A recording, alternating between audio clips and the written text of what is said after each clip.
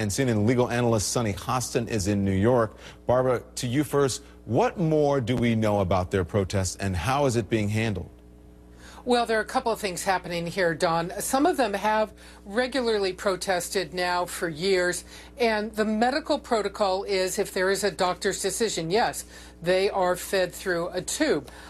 Some of them have joined this hunger on and off again hunger strike recently, we're told, because of protests over searches in their living area for Qurans, the holy book of Islam. Now, military officials tell us that only Islamic personnel, translators, if you will, actually touch the Quran during these searches of their cells. U.S. military personnel do not touch the Quran. But this has led to some of the protests and is one of the reasons behind the growing hunger strike. Sunny, to you now, if a prisoner wants to refuse food, is that not their legal right? And how are the rules any different in Guantanamo?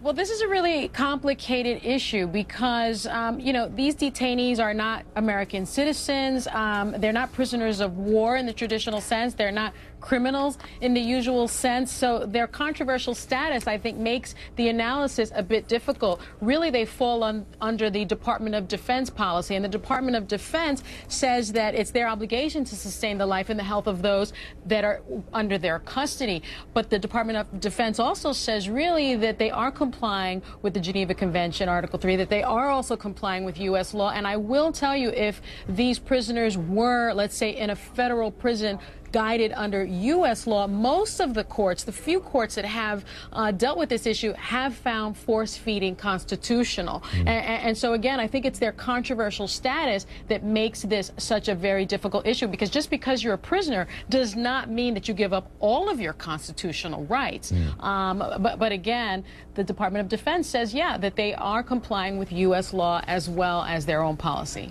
All right, Barbara Starr, Sunny Hostin, thanks to both of you. Sure.